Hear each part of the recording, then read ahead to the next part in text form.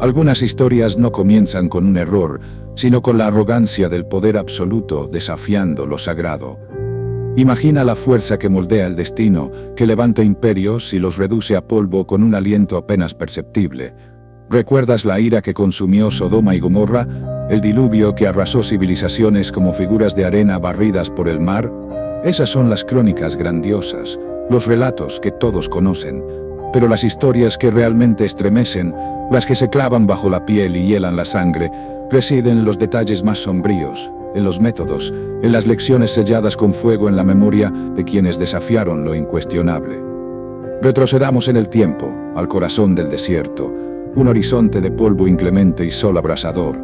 Allí, Moisés, el líder, el escogido, cargaba sobre sus hombros el peso de su misión. Pero incluso entre los elegidos, la sombra de la duda se oculta en los rincones más oscuros de la condición humana. Korah. Pronuncia ese nombre en voz baja. Korah, sinónimo de ambición sin límites, de orgullo ciego. No estaba solo en su desafío. Datán, Abiram, 250 hombres de renombre, figuras de autoridad elevando sus voces en una sola pregunta peligrosa. ¿Por qué solo Moisés y Aarón? ¿Acaso no somos todos igualmente consagrados? La semilla de la rebelión flotaba en el aire denso, como una tormenta de arena al borde de estallar. Moisés, con la quietud tensa de quien siente el vacío ante sus pies, propuso una prueba definitiva, un juicio divino, incensarios, el fuego sagrado, la morada del Altísimo, un umbral prohibido para casi todos. Solo los consagrados podían cruzarlo sin enfrentar la muerte. Korah y sus seguidores aceptaron el desafío, enceguecidos por su propia soberbia. No comprendieron que habían sellado su destino. Al día siguiente, la atmósfera era insoportable, cargada con un peso invisible que sofocaba el aire. Korah y sus 250 hombres, cada uno empuñando su incensario, desafiaron lo sagrado, cruzando la línea que separaba lo permitido de lo impensable. Y entonces, la tierra rugió. Un estruendo sordo resonó bajo sus pies. En un parpadeo, el suelo se abrió bajo ellos. La tierra se desgarró como la boca de una bestia primigenia, devorando hombres, mujeres y niños. Familias enteras cayendo en el vacío. Korah, Datán, Abiram, arrastrados por un silencio absoluto, consumidos por la oscuridad, vivos. Cada alarido ahogado por el estrépito de la tierra cerrándose sobre ellos. Pero la justicia divina no se detuvo ahí, no para los 250 que quedaban. Ellos también portaban sus incensarios, buscando una señal de favor divino. Y la obtuvieron, aunque no de la forma esperada. Fuego, fuego del Altísimo, implacable y definitivo, descendiendo con la furia de 1000 soles, consumiéndolos en un instante, reduciéndolos a cenizas ante la mirada petrificada de la multitud. Un juicio ardiente, una advertencia imborrable esculpida en la memoria colectiva, un mensaje imposible de ignorar. Y el final no fue el silencio abrasador de las cenizas. Al día siguiente el pueblo murmuraba, las quejas y acusaciones llenaban el aire de resentimiento. Moisés los aniquiló, eran inocentes. La ceguera humana, obstinada en su negación, incapaz de reconocer la verdad que se alzaba ante sus ojos. Y entonces la gloria divina se manifestó una vez más imponente, más aterradora que nunca. Dios habló, su voz resonando como un trueno en el desierto. Ordenó a Moisés apartarse. Retírate de esta asamblea, voy a destruirlos en un instante. Moisés, consumido por la angustia, suplicó piedad. Aarón, obediente y veloz, corrió con el incensario, interponiéndose entre el pueblo y la cólera divina, buscando detener lo inevitable. Pero la justicia, una vez desatada, ya estaba en marcha, imparable como el destino. Una plaga invisible e implacable se abatió sobre el campamento, cegando vidas rebeldes. 14.700 existencias extinguidas en un instante, víctimas de su propia desobediencia, antes de que Aarón, el elegido, lograra contener la furia divina. Demasiado tarde para incontables inocentes. Avanzamos en la arena del tiempo. 40 años. 40 días de espera impaciente convertidos en 4 décadas de errancia sin rumbo. El pecado original, un becerro de oro, símbolo de idolatría e impaciencia. Dios no olvida. Dios no perdona con facilidad. Una generación entera marcada por la desobediencia, destinada a ser erradicada sistemáticamente, lenta pero inexorablemente. Nadie escapó a la implacable siega del tiempo. Ni siquiera Moisés el profeta tropezó en el camino. Golpeó la roca 2 veces, un acto de desesperación, un arrebato de ira momentánea, suficiente para sellar su destino. Castigo. Contemplar la tierra prometida desde la distancia, desde la cima de una montaña solitaria, pero sin poder pisarla jamás. Sin sentir la tierra anhelada bajo sus pies cansados. 40 años consumidos en el desierto, ropas que crecían con él como un milagro silencioso, una vida suspendida entre la promesa y la privación. Una sentencia constante: la fe no basta, la obediencia lo es todo. Siglos después, David, un monarca poderoso, admirado y temido. Pero la vanidad, veneno silencioso que corrompe hasta los corazones más nobles, germinó en su ser. Quiso medir su poder, cuantificar su grandeza. Un censo militar, la fría contabilidad de sus soldados, como si los números pudieran definir la magnitud de su dominio. Como si el poder terrenal pudiera siquiera compararse con la inmensidad del poder divino. Error de cálculo fatal. Desató la furia del Señor. David, abrumado por la culpa, reconoció su pecado, pero ya era demasiado tarde.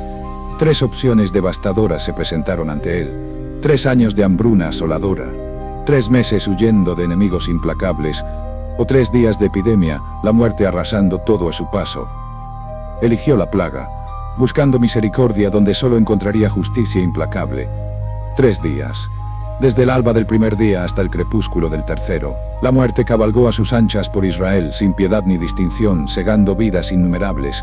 El precio de la soberbia, un censo que costó una nación entera. Un rey humillado, postrado ante la magnitud de su error. Una lección grabada en piedra y sangre para la eternidad. El censo de David fue más allá de la plaga silenciosa. Hay un epílogo aún más escalofriante. Fueron 3 días de epidemia, sí, porque David creyó, en su desesperación, que la misericordia divina sería menos cruel que la justicia implacable de los hombres. Se equivocó. Desde la primera luz del alba la muerte se desató. No hubo refugio, no hubo escapatoria. 70.000 vidas cayeron bajo el golpe invisible de la enfermedad. 70.000 existencias apagadas en 3 días. Y entonces, en medio del horror, la visión apocalíptica. El ángel del Señor, la personificación de la cólera divina, descendió sobre Jerusalén.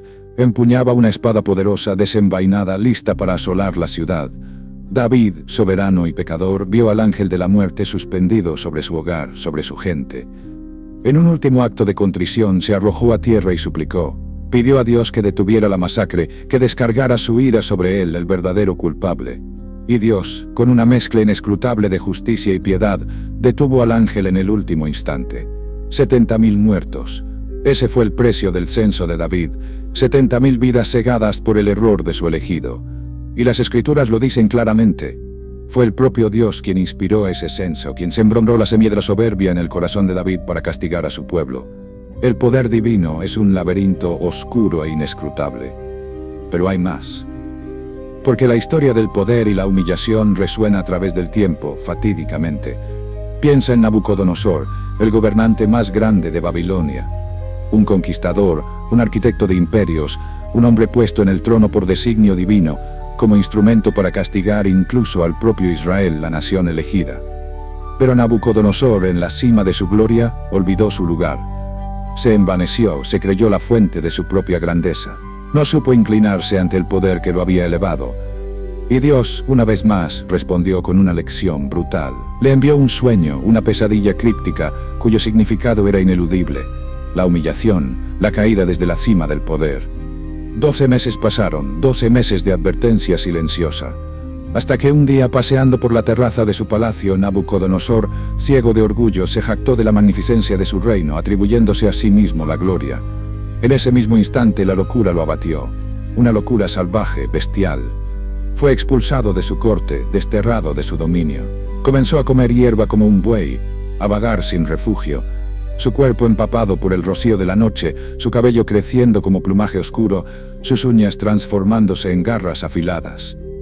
Nabucodonosor, el amo del mundo conocido, reducido a una visión aterradora durante 7 largos años. 7 años de humillación absoluta, hasta que en la profundidad de su ruina alzó los ojos al cielo y reconoció al verdadero soberano, al único poder que gobierna sobre todo, el que designa monarcas y los depone a su voluntad. Solo entonces, en ese instante de rendición total, la cordura regresó a Nabucodonosor. Y el rey caído volvió a su trono, más poderoso y sabio que nunca. Pero marcado para siempre por la lección indeleble, el dominio absoluto pertenece solo a lo divino. La arrogancia humana, tarde o temprano, siempre paga un precio impensable. Sodoma, Gomorra, el diluvio universal, la plaga sobre Israel, la locura de Nabucodonosor. Símbolos imponentes de la ira divina, grabados en la memoria colectiva de la humanidad. Corá, el becerro de oro, el censo de David, la soberbia de Nabucodonosor, secretos susurrados en la penumbra, métodos implacables, sentencias dictadas. No simples correcciones, sino advertencias sombrías, marcas imborrables.